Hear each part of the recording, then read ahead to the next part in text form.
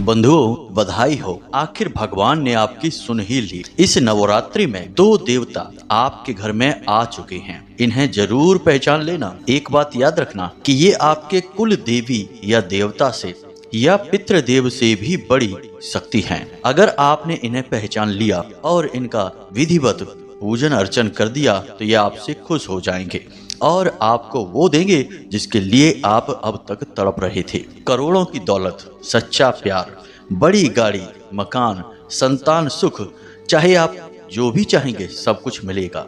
हर तकलीफ से आपको मुक्ति प्राप्त होगी, चाहे फिर करोड़ों का कर्जा ही क्यों ना हो, काम धंधा व्यापार ठप ही क्यों ना हो गया हो, रिश्ते नातों में आग लगी हो, सब कुछ समाप्त हो जाएगा और जीवन स्वर्ग के समान सुंदर हो जाएगा। तो जयकारा बोलो माता रानी का। जगत माई महामाई माँ भद्रकाली की जय बोलो। माता रानी के सांचे दरबार की जय बोलो। मकर राशि वाले बंधुओं, आप सभी का बहुत बहुत स्वागत करते हैं मकर राशि भिंड यूट्यूब चैनल में। तो बंधुओं, कौन है ये देवता और क्यों इसी समय पर ये आपके घर आए हैं? क्या माता रानी से, माँ चामुंडा देवी से इनका कोई संबंध है या फिर भगवान आपके जीवन में चले आ रहे लगातार लंबे संघर्ष को देखकर अब आपके ऊपर कृपा करने वाले हैं? लेकिन इन सबसे बड़ी बात कि आखिर आप ऐसा क्या करें कि ये देवता आपसे प्रसन्न हो जाएं और चुटकियों में आपके दुख दर्द तकलीफों को समाप्त करके आपकी हर एक इच्छा मनोकामना को पूरी करें। आपके मन में सवाल तो बहुत सारे उठ रहे हैं, लेकिन इन सवालों के जवाब आपको मिलेंगे इस कार्यक्रम में और इस कार्यक्रम को आपको अंत तक हर हालत में देखना ही होगा, क्योंकि अगर आपने इस अवसर को भी अपने हाथों से गवा दिया और इस एक बड़ी दिव्य शक्ति को जो आपके दुख तकलीफ मिटाने के लिए ही आपके घर आपके जीवन में आई है, इसे आप प्रसन्न नहीं कर पाए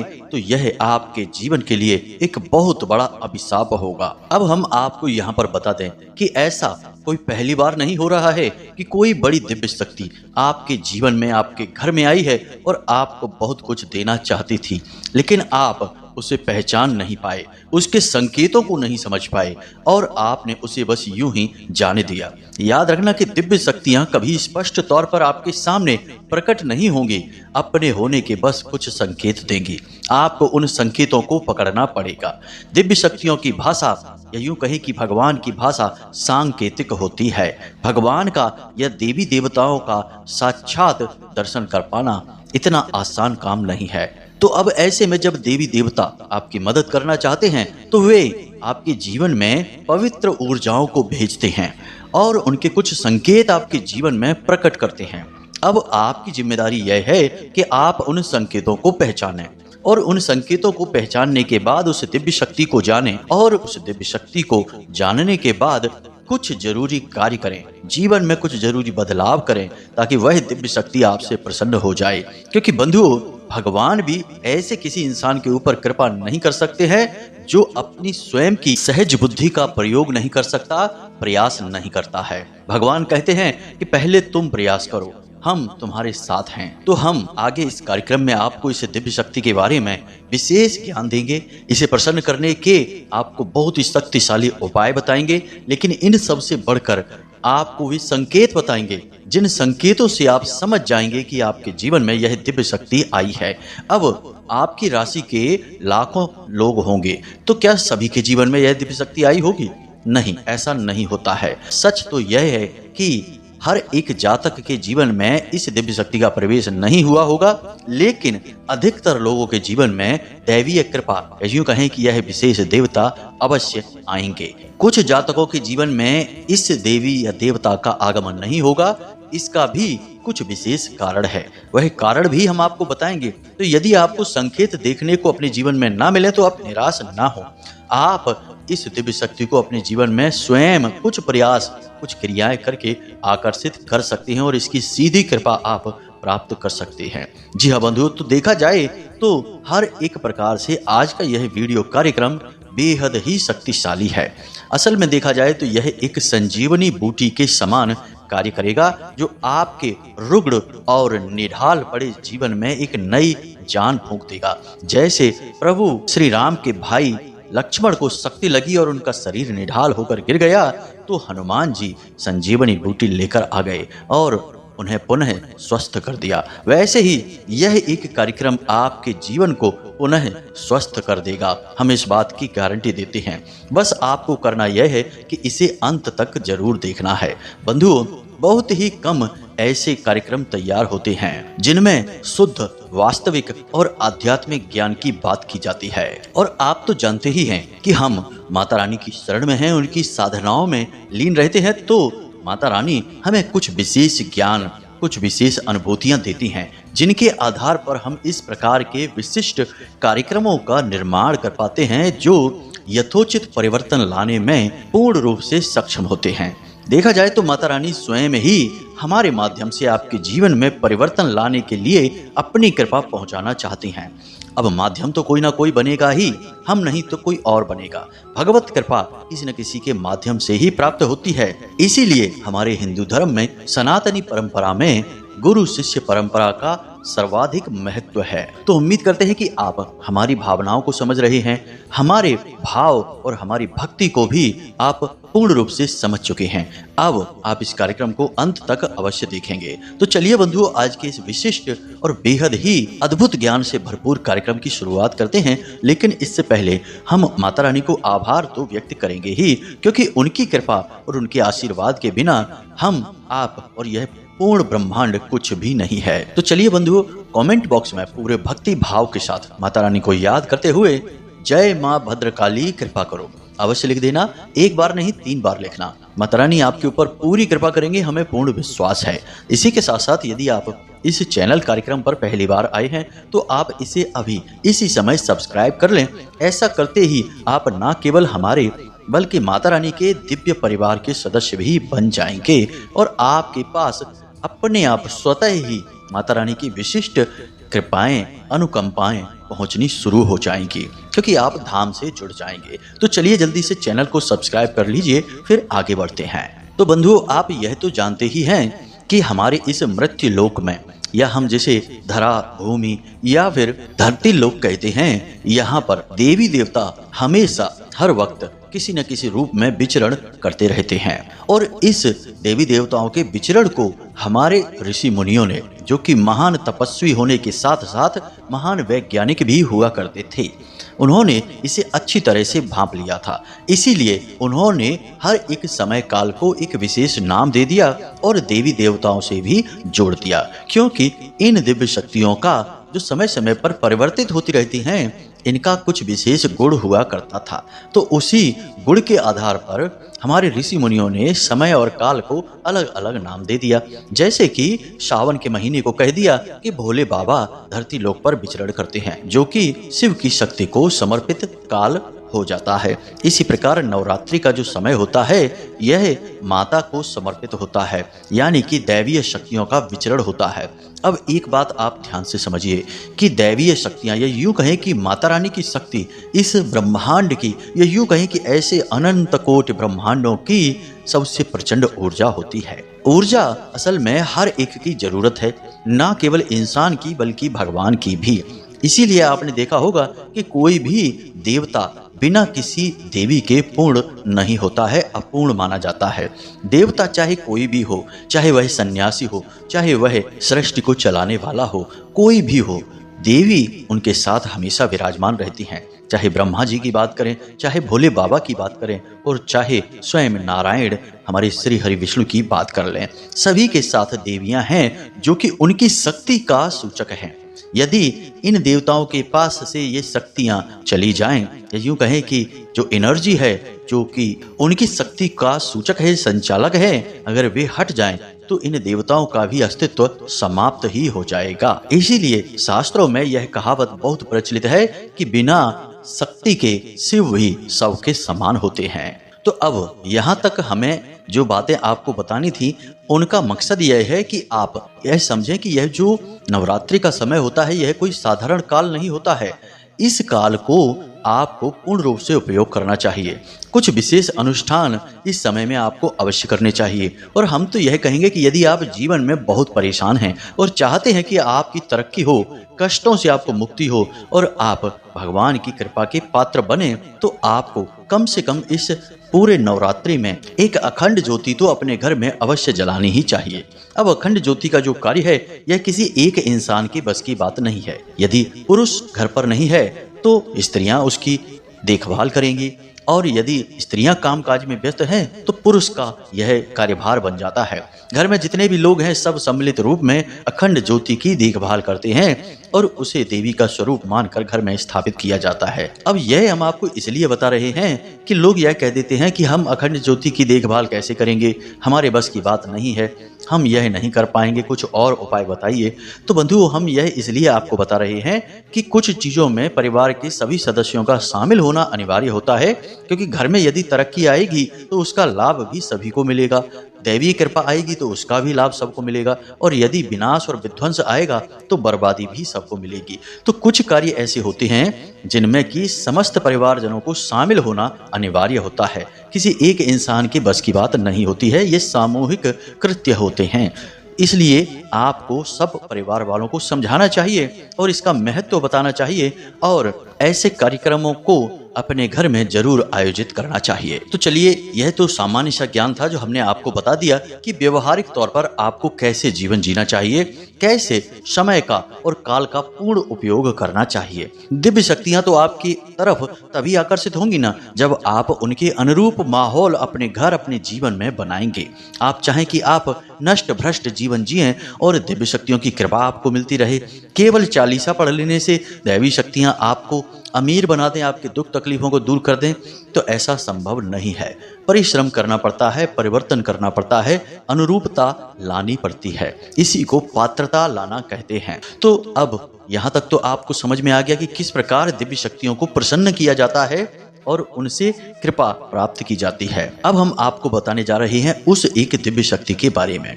बंधुओं, हमारे जो ग्रह नक्षत्र हैं, इन ग्रह नक्षत्रों के पास अपनी अपनी विशेष ऊर्जाएं, शक्तियां होती हैं जो मानव के जीवन पर पूरा प्रभाव डालती हैं। ग्रहों की, नक्षत्रों की चाल का अंतर तो जीवन में महाप्रलय ला सकता है या फिर रातों रात किसी के जीवन को परिवर्तित कर सकता है, बदल सकता है। इसके प्रभाव से कोई भी नहीं बचा है, चाहे वह इस संसार का कैसा भी प्राणी, कैसा भी इंसान क्यों ना हो।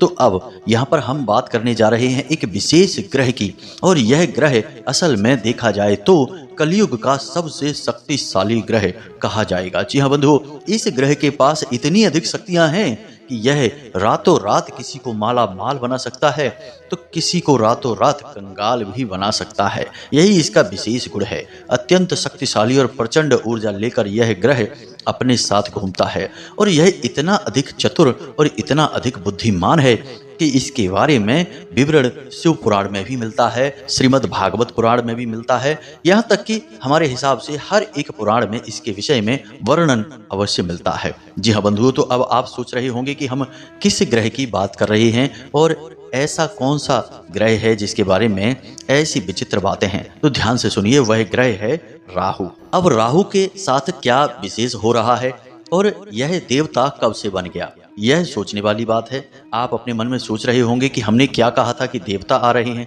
और ये तो राहु की बात करने लगे। राहु कब से देवता बन गए? राहु तो एक राक्षस था। जी हाँ बंधुओं, लेकिन राहु के अंदर दैवीय गुण भी हैं। असल में देखा जाए तो राक्षस राहु तब तक ही था जब तक कि स्वयं नारायण ने उसका वध नहीं किया था, यानी वध करने की चेष्टा नहीं की थी। वध तो उसका कर ही नहीं पाए थे क्योंकि उसने अमृत पान कर लिया था। अब जिसका वध स्वयं नारायण करें, क्या वह राक्षस रह सकता है? नहीं, उसका तो तरण तारण हो ही गया। यानी कि अब वह अमृत पान करने के बाद, अमर होने के बाद देवताओं की श्रेणी में आ ही गया। इसीलिए आप जब भी घर में कोई विशेष पूजा पाठ अनुष्ठान करवाते हैं तो नवग्रह का जो पूजन होता है उसमें राहु का भी पूजन होता है।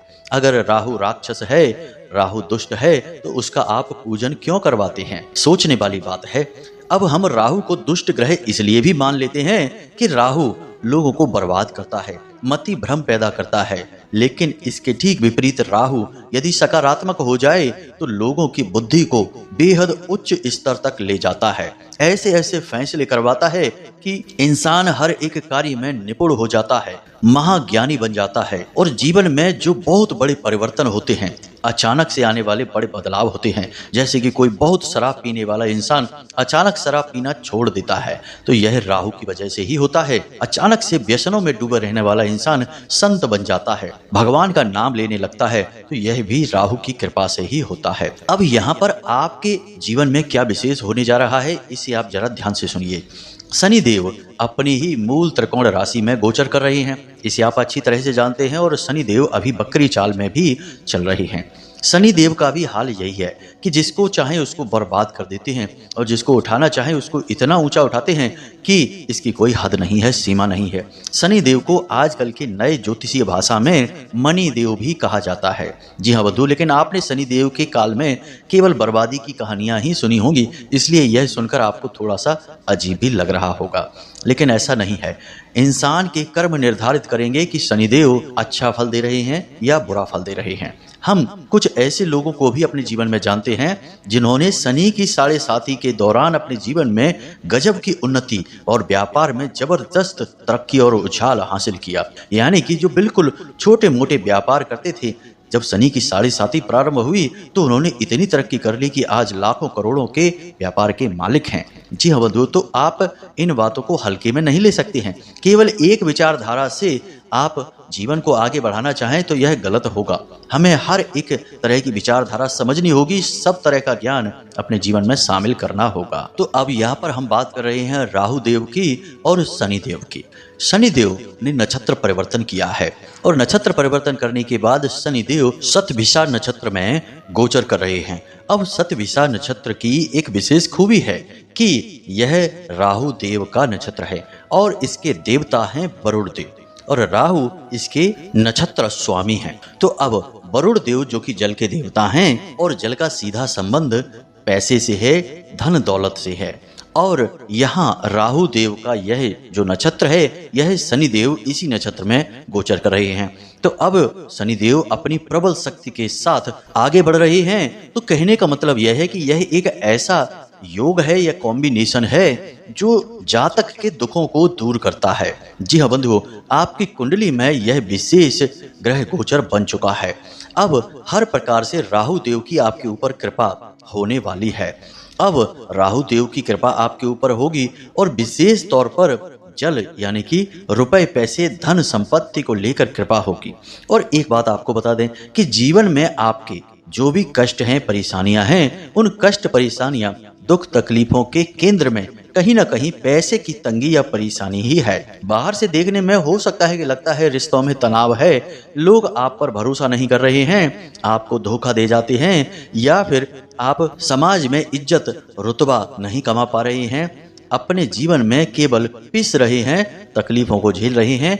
सब का अंत हो जाएगा जब आपके जीवन में अपार धन दौलत आ जाएगी, क्योंकि इन सब के केंद्र में केवल कारण एक ही है कि आपके पास पैसे की, दौलत की, धन की कमी है।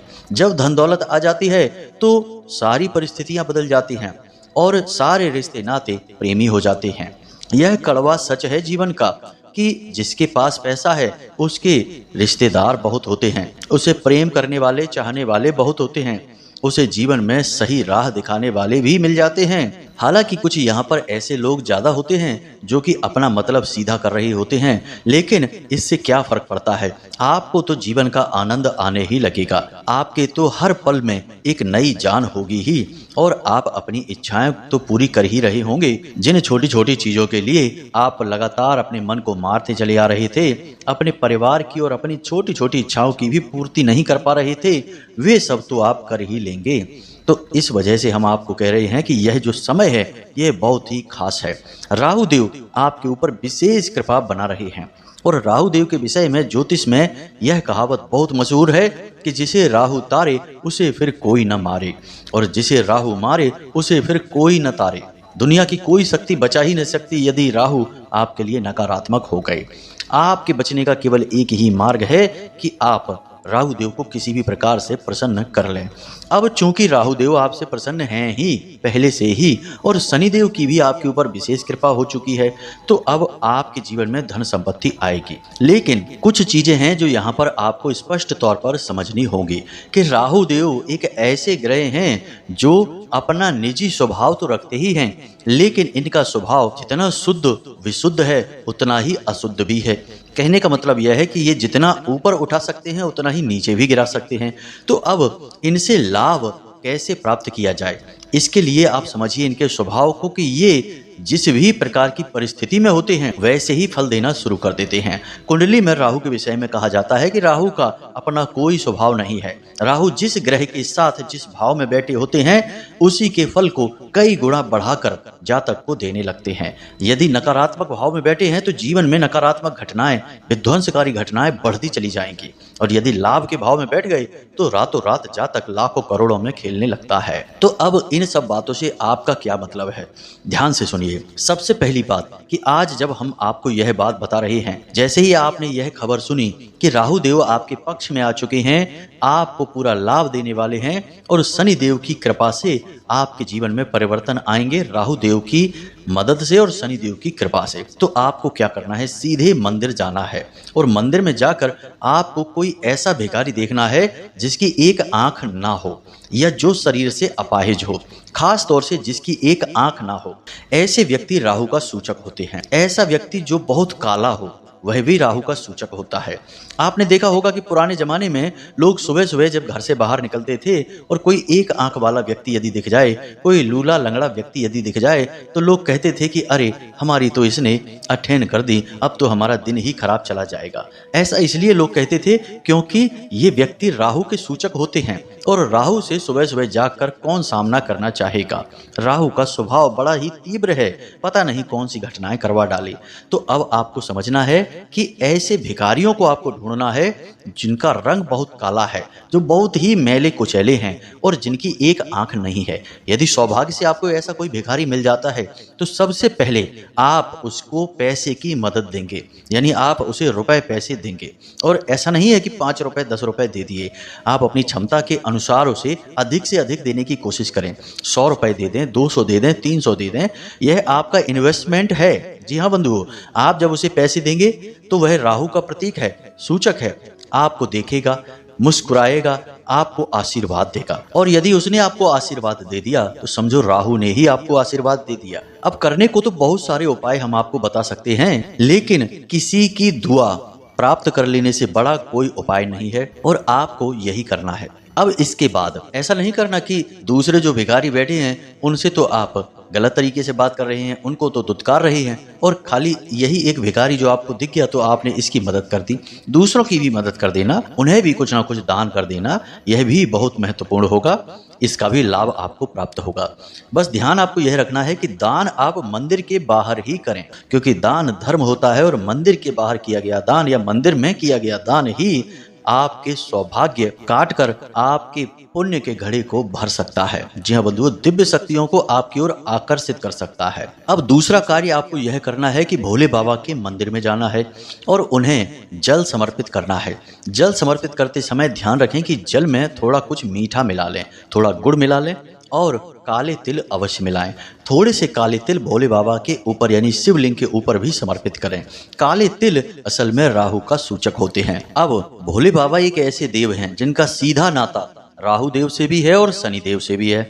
शनि देव असल में भोले बाबा के शिष्य हैं और राहु देव के प्राणों की रक्षा स्वयं भोले बाबा ने एक बार की थी। कहानी बहुत लंबी है, बड़ा प्रसंग है, कभी बाद में सुनाएंगे आपको। लेकिन जब आप भोले बाबा को काले तिल समर्पित करते हैं, उन्हें जल से अभिषेक करते हैं और उसके बाद आप वहां पर पंचाक्षरी मंत्र का जाप करते हैं, जो कि आपको करना ही है। रुद्राक्ष की माला से एक माला कम से कम पंचाक्षरी मंत्र का जाप कर ही लेना। वैसे तो कायदे से 11 माला जाप का ही फल आपको प्राप्त होगा, परंतु समय अभाव है तो एक माला भी कर सकते हैं। तो बस आपको इतना सा कार्य करना है और उसके बाद आप देखेंगे कि कैसे परिस्थितियां आपके अनुकूल होती चली जाती हैं। और हमने अपने पिछले कार्यक्रमों में आपको कुछ विशेष क्रियाओं के बारे में भी बता रखा है, उन्हें भी आप अवश्य कर लेना। याद रखना कि आपको पूरा माहौल बनाना पड़ेगा। दिव्य शक्तियों को आकर्षित करने के लिए खाली 1-2 कार्य कर लेने से नहीं हो जाता। अपने जीवन में भी परिवर्तन लाने पड़ते हैं। शुद्ध सकारात्मक सोच को अपने मन में रखना होगा, नकारात्मक चीजों से दूर रहना होगा और किसी भी प्रकार के व्यसन से इस नवरात्रि में दूर रहना होगा। भोजन भी आपको जितना हो सके उतना कम मसालेदार साधारण भोजन ग्रहण करना है और सात्विक रहना है। बस इन नियमों का आप पालन करें और आप देखें कि कैसे चमत्कार जीवन में घटित होने लगते हैं। यह नवरात्रि आपके जीवन में क्रांतिकारी बदलाव लेकर आएंगी। तो आज के इस कार्यक्रम में बस इतना ही। अब यदि कोई प्रश्न आपके मन में उठे तो आप कमेंट करके पूछ सकते हैं। वैसे तो हमने अधिकतर बातों का स्पष्टीकरण आपको इस कार्यक्रम में ही दे दिया है, फिर भी कोई प्रश्न यदि हो तो पूछ लेना, कोई बात नहीं है। समय मिलने पर हम आपके प्रश्नों के जवाब आपको अवश्य देंगे। इसी के साथ साथ आज के इस कार्यक्रम को समाप्त करते हैं। हमेशा हंसते रहिए, मुस्कुराते रहिए, सकारात्मक रहिए और भगवान में अपनी आस्था बनाकर रखिए। दिन में एक बार मंदिर अवश्य हो आइए, आपका उद्धार हो जाएगा। जी हाँ बंधुओं, तो प्रेम से बोलिए जय माई की, जय माँ भद्रकाली। माता रानी आपका कल्याण करें। मिलते हैं अगले ज्ञानवर्धक कार्यक्रम में, तब तक के लिए धन्यवाद।